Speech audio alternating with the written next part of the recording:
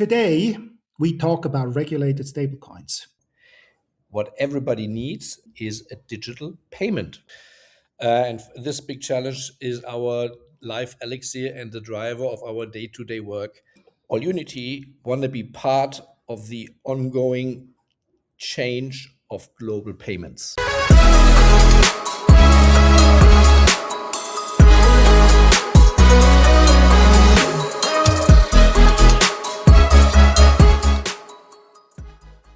$300 billion. That's the size of the stablecoin market today. But here's the uncomfortable truth for Europe. Almost all of it is denominated in US dollars. For years, if you wanted to move money on chain, you had one choice: dollar stablecoins, American companies, American rules. But that's starting to change. Welcome to Beyond Infinity. I'm Andy Flury, founder of Wyden. In this show, we sit down with the people shaping institutional digital assets, the builders, the operators, the decision makers, making this ecosystem real. Today, we talk about regulated stablecoins, not as a crypto native workaround, but as a real financial infrastructure under MiCA. If you find value in these conversations, please hit subscribe or drop your questions in the comments below. AllUnity is the case study for today. Backed by DWS, Flow Traders, Galaxy Digital, they launched Germany's first MiCA-compliant Euro stablecoin last year. And just last week, a Swiss franc stablecoin. They've integrated with Chainlink, FIS, RuleMatch, and a growing list of banks and custodian. They're not just theorizing, they're building. Join me today is Robertus Rothenhauser, Chief Commercial Officer at AllUnity. He has 25 years across traditional finance and digital assets, from Börse Stuttgart all the way to BitMEX. Robertus, welcome to Beyond Infinity. Tell us about yourself and your role at AllUnity. Thank you so much, Andy, for having me. It's a big pleasure. You rightly said I have a long history in the financial market. I started originally in the early 90s as a junior trader for derivatives at Barclays Bank. That was my first job after I graduated. And over the course of time, I moved from listed options and futures into structured products, and then from structured products trading into structured product selling. And then I was part of the growing retail structured products in Switzerland. It's the old Schroki market, where at the time I spent my benchmark timing with BNP Paribas. I was leading the entire global franchise of various locations around the world where BNP Paribas became an issue of structured products, specifically retail structured products. And then after, as you rightly said, almost 20 plus years, I thought it was time for a career change, and I left the banking industry. But not far, I actually joined Börse Stuttgart as the leading retail structured products exchange in Germany. And when we moved on in Stuttgart, we integrated OTC trading systems such as CATS. So suddenly Stuttgart had an on-exchange platform, but as well an OTC platform.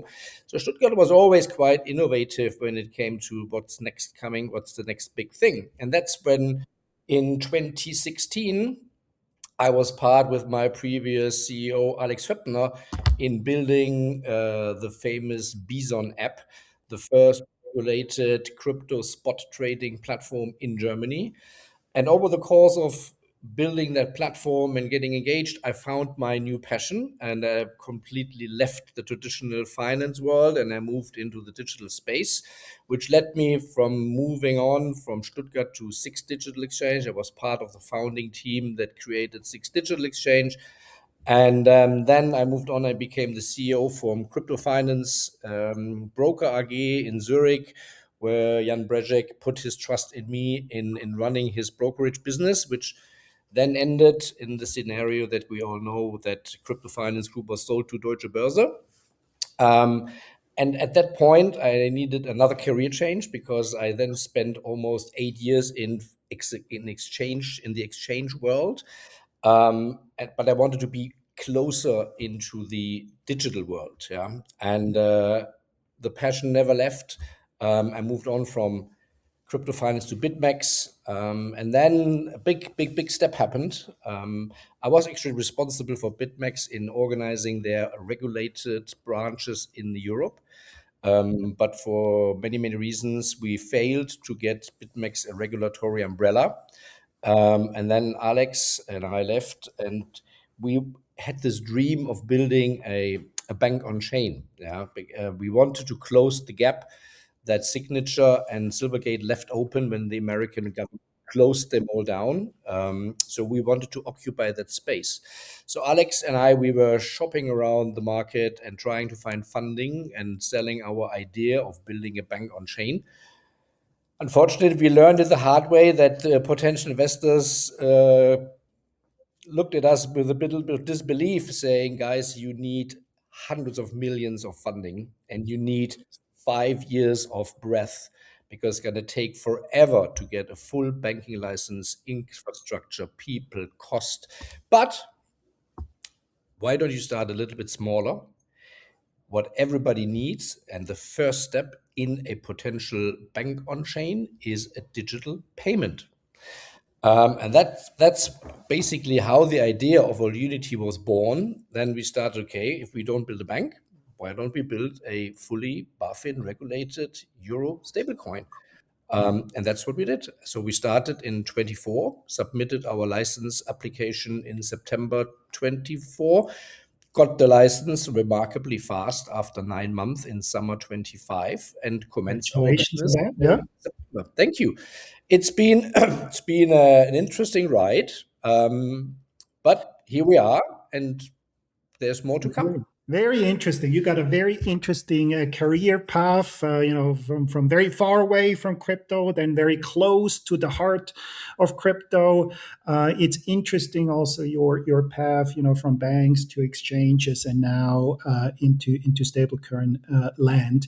Let's start with the basics for our viewers.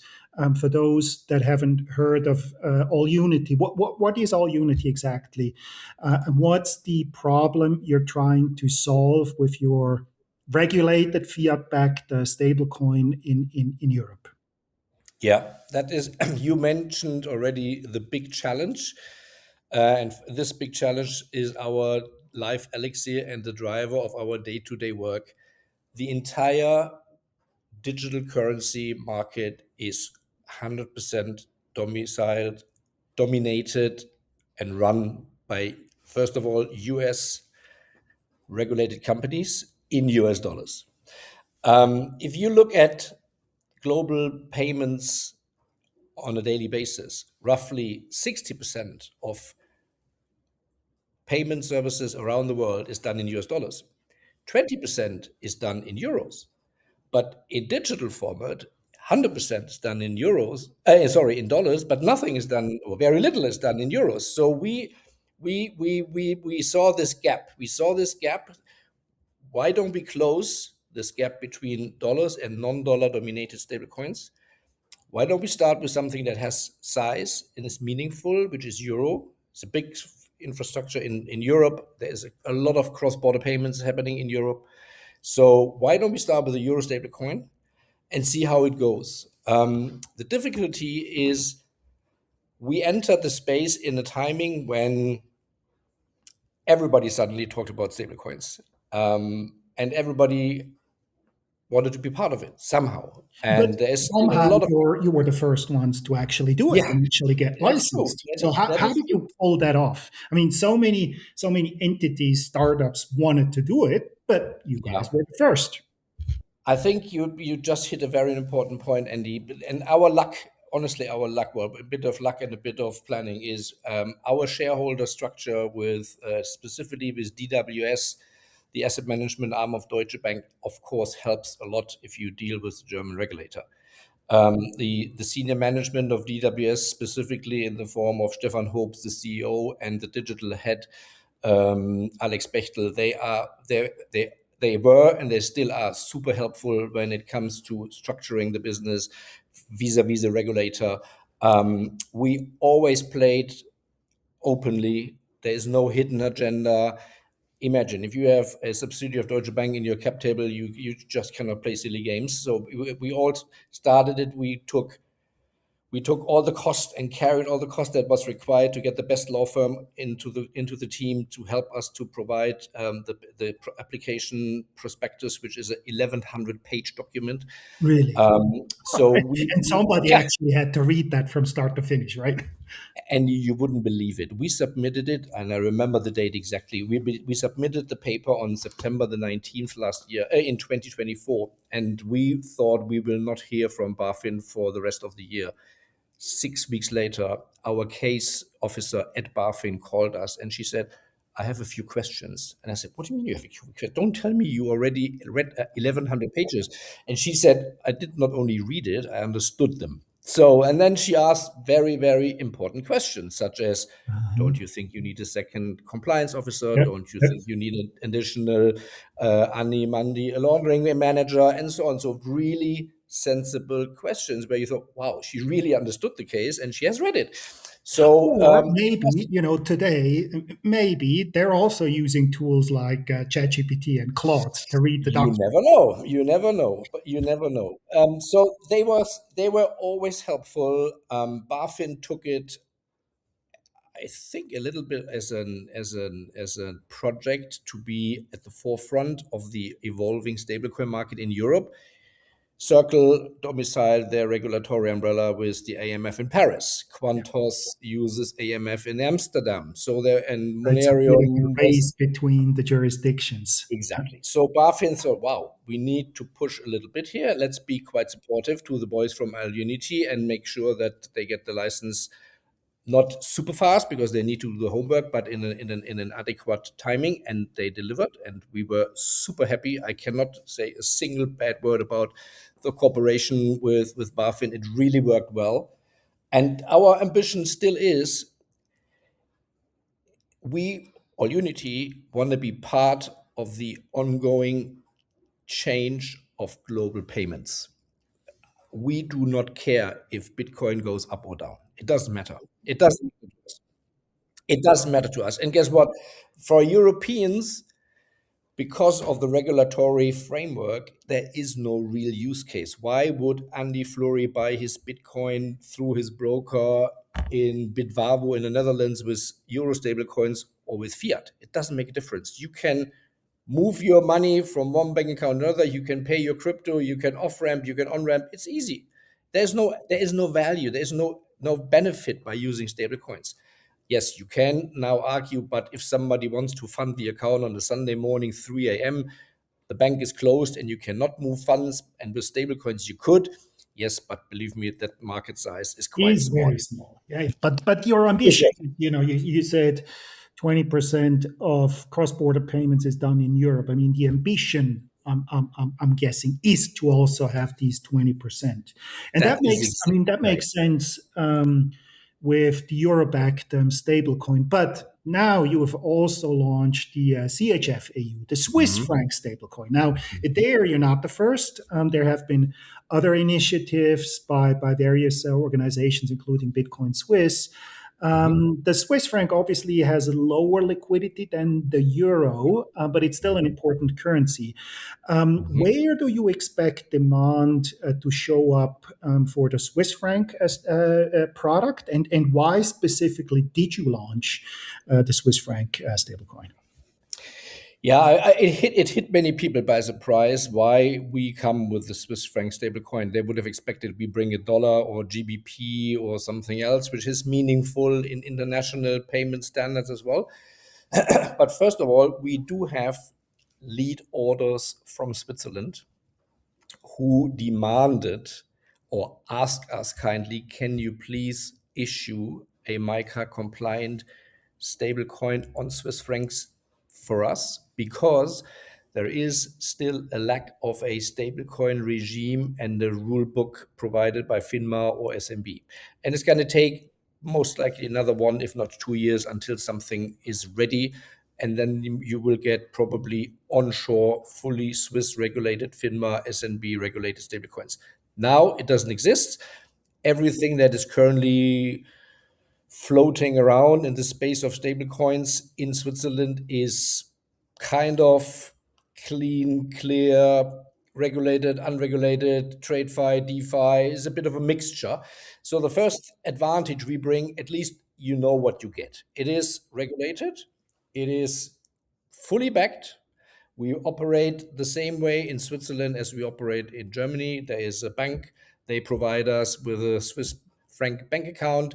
Whatever we get money in to mint the tokens, we take the money, put it on the reserve bank, and that's what it is. So first of all, we have lead So is models. this the Swiss product because it's MiCA compliant? Mhm. Does that mean it's regulated also by BaFin, or did you work with the FINMA? Was the FINMA completely left outside of the system? No, I mean, I would look. I'm living in Horgen. I would never do something to leave FINMA outside. Yeah, I love it so much. I'm so happy that I can live in this beautiful country. So no, we informed them. Of course, we did.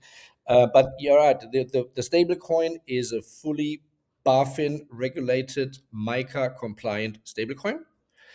But I said before, what a great relationship we have with with BaFin. So when we have to disclose every additional currency digital we are going to launch, we always have to inform BaFin first, and there will be more. We will bring more currencies. Don't worry. We come to that in a later point. So there is, first of all, we need to submit a new white paper for the new stablecoin to our regulator in Germany. They cannot object, but they can comment. So there's a period, a grace period of like 30 days where they can answer, comment. Are you sure? Don't you think you should look this way, that way? Once the 30 days have passed and nothing substantial has happened, we can launch. And BaFin offered to us, guys, we have a very good relationship with FINMA. Why don't the three of us do a joint call? Which happened last week. Just before we launched officially and did the press release. Our CEO, Alex Höppner, our head of legal, Alpay Öztürk, as well as the representatives from BaFin and the representatives from FINMA were in a joint call. And we explained to them what we do, how our product operates and works, the pros and cons, and nitties and gritties. So FINMA was fully fueled up before we did the press release. Wow, that's impressive. Very nice. Let's talk a little bit about MiCA. That obviously that's the umbrella. It's the first comprehensive regulatory framework for crypto assets, and it's been creating both opportunities, but also to some extent compliance burdens. Like from your firsthand experience, how has MiCA shaped your specific product design and the governance around it and the strategy at AllUnity? And is today is it primarily a constraint on what's possible, or do you think it's actually an enabler for the institutional adoption? Both is true, Andy. It is in many aspects an enabler, but it has its downfalls as well. And I will explore a little bit on both sides. The good thing is, at least you do have a framework. Yeah, everybody is working on operating under the same rule book. There is no arbitrage in legal terms. Oh, I use a French special trick compared to a Dutch trick or a Swedish trick against a German trick. I mean, everybody has the same framework and everybody's free to use the framework in order to make business, which is good. Now, if you look into the MiCA rule book, it has, of course, some aspects which are not super helpful, I would say. For example, the collateral treasury management rules are quite demanding. We must hold, for example, 30% of the total value locked in cash, because at any point of time, if somebody wants to redeem his tokens, we must be able to give him the money back instantly. That is one thing. So your entire treasury management means two things. First of all, you need banks who hold your assets. In London or in UK, for example, the upcoming stablecoin regime, for example, allows EMI institutes like us. We have an electronic money institute license. If you're an EMI license holder, you can deposit your money directly with the central bank, which is not possible in MiCA. In MiCA, we have to use banks, and it's even more difficult. We have to use certain banks with certain ratings. We cannot use only the Commonwealth Bank of Cyprus. This would not be necessarily qualifying as a stable asset holder for our stablecoins. So we first of all, we need to allocate our funds in EEA banks. Must be regulated in France, in Spain, in Italy, in Germany, in the Netherlands. I cannot use UBS Switzerland as a reserve bank. I cannot use Barclays Bank as a reserve bank because both banks do not belong to the EEA environment. So that is some kind of limitation. It would be so easy for us issuing a stablecoin in Swiss francs to use UBS as a reserve bank, but I'm not allowed. The funny thing is, I can use UBS SA Germany, governed and licensed under BaFin. I can use UBS Germany as a reserve bank. I cannot use But UBS. not the UBS group. Yeah, interesting. This is it is what it is. Yeah. So Maybe this leads me to another question. Maybe a silly question, a naive question. So a stable coin is backed by fiat currency. It's a one-to-one peg to the euro. Now you have a lot of effort to build this stable coin because of the regulation. How does a stable coin business like AllUnity make money? The only revenue income we generate is the interest rates we receive for our asset treasury.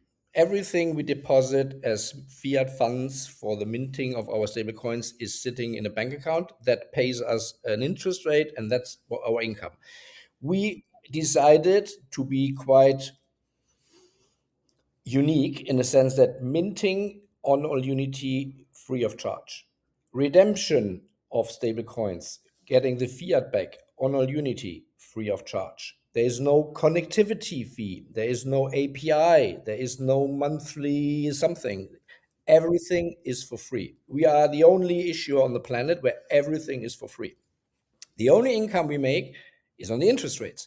So the first ever step is when I issue euro stablecoins, I need to go to my reserve bank and ask them, how much are you paying me interest rates for overnight money in euros for 50 million, 100 million, 200 million, 500 million, 1 billion. So there are thresholds, and they tell me, okay, overnight interest rates is XYZ. And the interest rate overnight is very simple to calculate because there is an euro overnight short-term rate, and it's currently 2.1%, I think. And then the bank, of course, wants to make some money as well. So they take a haircut from the 2.1%, and whatever is the remainder, that's my revenue. And do you have to use banks, or could you use money market funds? Could you do things a bit more risky? What are the limitations? You said 30% cash. How free are you to work with the rest? Yes, we can use money market funds, we can use government bonds, and we can use what they consider or name it high liquid assets. Those are the asset classes where we can allocate our treasury into. We have the ambition, and it's one of our marketing strong messages. We want to be in 100% cash as long as it potentially goes, because as soon as you enter and deposit your money in a money market fund, if tomorrow morning there's a bank run, everybody wants his money back, and we tell everybody mint and burn at AllUnity is 24/7. Now, if you redeem your stablecoins on a Friday night and the bank is closed, how am I supposed to sell my money market funds or my bonds to instantly redeem the money? So there will always be a token comes in, money comes only back in T+1, T+2, T+3, which is suboptimal from our point of view, because we believe in the religious aspect of instant payment on chain. So that's why we try to deposit everything in cash as long as it pays us a positive business case. The moment we start losing money, we have to allocate our assets in a different format under the guidelines of MiCA. But so far, we want to be 100% in cash. And another important MiCA rule is you have to put up 2% risk capital on top of your deposits. So every stablecoin of AllUnity is in fact 102% collateralized with the bank, And which these means 2% you have to bring. the 2% I have to pay. Yeah. Yes. Yeah. Yes, I have to put up that money. And that's why we need strong, financially solid partners and investors, Yeah. because you can imagine if you have a net interest rate of plus minus 2%, but you have to put up 2% in capital, then your net revenue is already going somewhere plus minus the 0 point. So part of the deal with our investors is that they help us at least until we have reached a Initially. sizable amount of TVL to stem the risk capital. Yeah, yeah, yeah. Makes sense. Now, we talked a lot about Euro MiCA compliant stablecoins. The US dollar-based stablecoins have been around for much longer. There is a mix of private stable coins, and there is debates about the digital dollar. You are obviously right in the middle of this. How do you see the difference between the US dollar denominated stable coins and the euro denominated? What are the differences from a regulatory perspective? Obviously, there is a lot of momentum at the moment in the US as well. How do you see those two markets evolve? And do you think that Europe actually has a shot at setting a new global standard for institutional stablecoins? Wow, I could probably talk for the next 2 hours on that answer. But first of all, we are, in fact, if we like it or not, doesn't matter. We are with our stablecoin market in the middle of a geopolitical power play. European corporates, and remember what I said in my intro, our target customers and our target business case is speeding up cross-border payments. So the corporates from Germany making payments in Brazil, they do not need 5 days for a payment, and they do not pay 3% in fees to the bank. They want to instant transfer money in 1 minute from Frankfurt to Rio de Janeiro for a cost of 5 basis points and not for 3%. So more and more German European corporates are a little bit, let's say, cautious. I wouldn't say afraid, but at least they do not want to put all their eggs into a fully US regulated stablecoin issuer. You never know how American regulatory law firms behave. Nobody wants to be in a situation where somebody in the US presses the red button and suddenly payment rails in stables are disrupted because somebody has a lawsuit or somebody feels has been mistreated or whatever. In Germany, in France, in Italy, nobody is going to be arrested because somebody puts a button, presses the red button. In America, you never know. They have some very, I would call it, lax behaviors when it comes to rule books, regulatory hindsight. You can debate: is it right? Is it wrong? Very difficult place. People just do not want to increase dependency on the US markets by using a euro stablecoin coming from a US issuer. That's why our belief is, if we first of all reach this 20% threshold on chain in euros, It'll be with the help of European corporates who use our stablecoin for global payments because they do not want to use a US issuer. That's one thing. The other thing is, I think MiCA has definitely an impact on the Genius Act in the US. One very important pitfall, I would say, in the MiCA rulebook is we are not allowed to pay interest rates to our token holders. This is very unfortunate because we And the would be. the Genius Act, for those that don't know, that's the US regulation for stablecoins. Correct. And the Genius Act does allow payment of interest. No, Also, that's what I was just about to say. Interesting enough, the Genius Act takes a lot of copy-paste action from MiCA. It's very similar. Now, there is in the US, there is currently a bit of a battle between the regulator says, I don't mind if American token holders get an interest rate on US regulated stablecoins.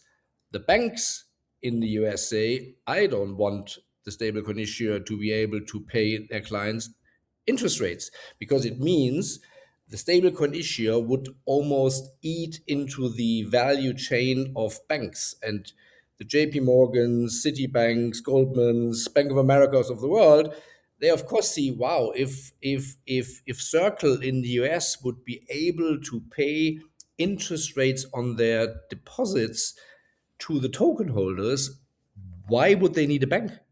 Yeah, and there is a big risk and there's a big debate, in MiCA, in that respect, I would say listened to the European banks because they probably had the same concern, and that's why the outcome of MiCA was stablecoin issuers under MiCA are not allowed to pay interest rates to the token holders. But I believe the Genius Act is going to come. It will be very similar to MiCA, which is good because you do not want to have, in a global perspective, 16 different regimes. They should all be kind of similar. And we have with VARA a regime in the Middle East who is very similar to MiCA.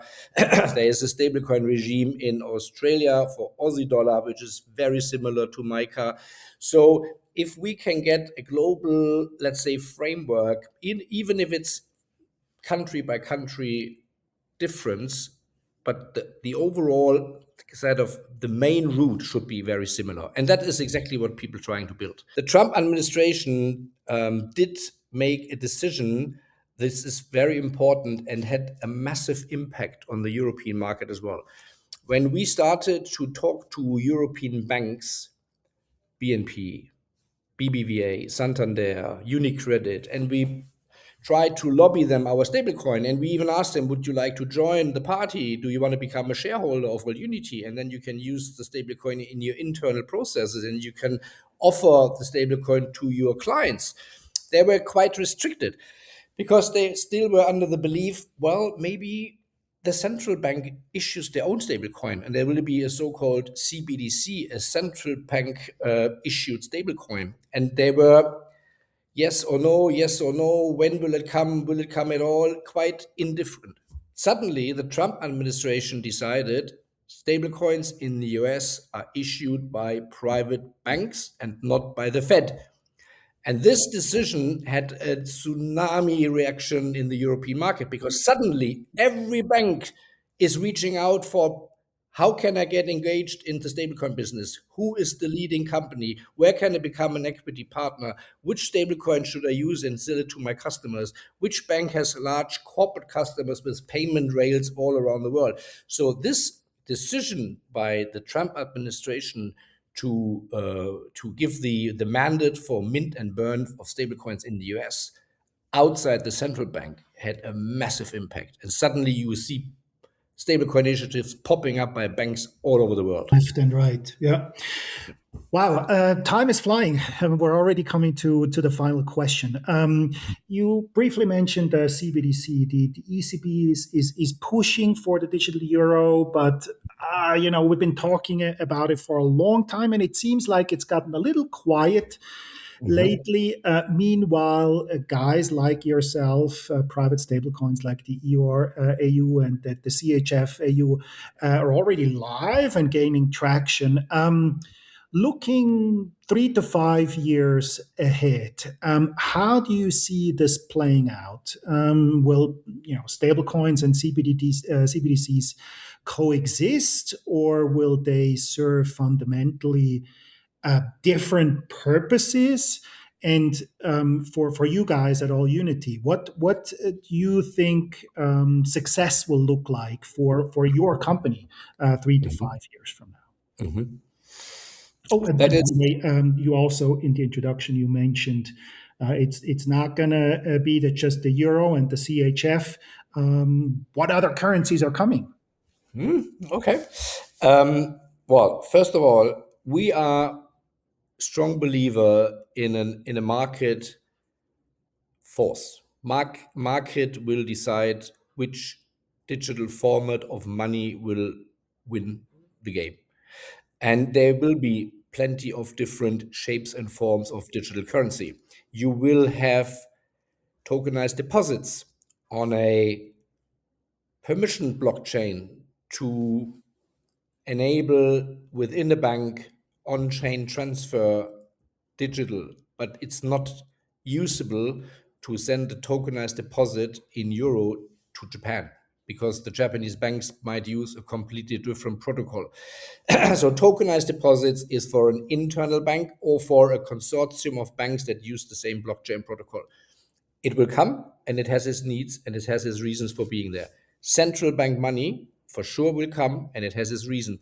But once again, it will be interesting to understand and to see, is the ECB version a public and permissionless protocol, and I can use my ECB euro and I make payments in Indonesia with it? Or will it again be an internal European digital form of money where corporates within Europe can move and shift around funds easily and fast and cheap? And stablecoins will not disappear again. I think it's just too successful and too powerful, and it's actually too wanted by the industry, by the corporate stable. Very convenient. It's very convenient. So we believe there will be many different forms of digital currency, and every product has his needs and his requirements and his benefits and his disadvantages. There is not a one fits all solution, and that's why the market will decide for which businesses and use cases which form of money will be the best solution. For us, how would success be measured? I said we want to be part of the global payment world. Now, consider this example, and this is a real use case we are working on. A German corporate makes payments into a foreign country in the Far East. And it currently takes, as I said, a couple of days until money is transferred via SWIFT and SEPA and whatever, and it costs quite a substantial amount of money. But then if you use a stablecoin, it doesn't solve all the problems, because if the corporate in Germany or in France sends digital currency to Thailand, the receiver of the funds sit there and says, okay, now I'm sitting here with a euro stablecoin from AllUnity. What am I supposed to do with that now? Either, so we need to create this function of on-ramp, off-ramp, so that the local receiver of digital currency either converts it at least in a Thai baht stablecoin, and because he has other invoices and suppliers to pay in digital format, or he says, I need the money because I need to make my payments to my salaries to my employees, so please off-ramp it, convert it back into Thai baht fiat in my bank account. So this infrastructure, building this infrastructure, we're sending digital money in one domination to a different place in a different domination, and the on-ramp off-ramp part of it, this is what needs to be built. This is what we call in our language the mass adoption of the use case. It will not come overnight. It's not a sprint, it's a marathon. It's going to take 2, 3, 4 years until an international payment on chain is happening.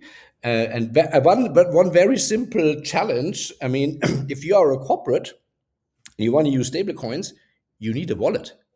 Yeah. Yeah. No wallet, no payment. Now go to your bank. I don't know who your bank is, Andy, but let's consider your bank is ZKB in Zurich, and you ask them, "Can I please have a wallet because I need to make digital transfers to Thailand?" They're gonna look at you and say, "We don't offer wallet services for corporates." And then you say, "But I want to use stablecoins, and how do I get a wallet?" So you need to find somebody who is a wallet provider to you, and then you need somebody who They converts. basically is saying that within the digital asset space, the solutions are there, the stable coins, the blockchain infrastructure, but these two ecosystems, the crypto native stablecoin ecosystem and the traditional fiat system, are not interlinked yet. And we Yes. need all these connecting points, these Yes. gateways for the two systems to really Yes. converge. Yeah. And this is why it is so important to have old people like me, because I know from my early days how a bank operates, and I know how a digital native company operates. And it only works, and the mass adoptions and the trillions of dollars will only happen, as you just said, if those two TradeFi and DeFi market participants commingle with each other. And you will have somebody who is able to show a combined treasury to a finance minister of a large corporate saying, this is our exposure in fiat, this is our exposure in digital, and altogether, this is our total combined risk capital. As long as we do not have these functions for management of TradeFi and DeFi positions in large corporates' treasuries, it's going to be slow growth, but it's growing. Luckily, otherwise we wouldn't be here. It's growing. It's growing every day. Every day, somebody else coming up. Robertus, we're coming to the end. Last question. Besides the euro and the Swiss franc, what's coming? I cannot disclose them all, but first of Currencies all, closer to us here or a little bit further away? look, I have, let's put it this way. I give you a couple of currencies I'm currently talking to, and some of them will most likely come. We have a partnership with the leading Aussie dollar stablecoin issuer. We have a very strong alignment, and once again, DWS APAC is helping us a tremendous deal. They can open doors for us with APAC originated corporates and stablecoin issuers. So we talk to Honky Dollar providers, we talk to Zing Dollar stablecoin issuers, we talk to Korean Won stablecoin issuers, but a little bit more closer to you and me, Andy. I think there are a couple of European country currencies that are not yet euro and might never become euro, or some of them were euro and then suddenly became something else again. But we as I said, we need around about 2 months to set up a new currency. Yeah. So we are now in March. Our ambition is within 26, we will end up by having around about five, Really? six Wow. different stable coins. So we are definitely going to see some news from AllUnity Yes. throughout the year. Yes. Very good. Yes. Robertus, All right. thank you so much My for your pleasure. time today. What comes through is that European stablecoins aren't just a regulatory exercise. They're becoming real infrastructure with real volume and real partners.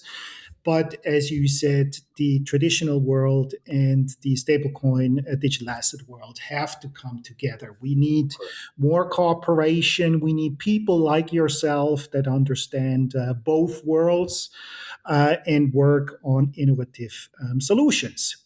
That's it for this episode of Beyond Infinity.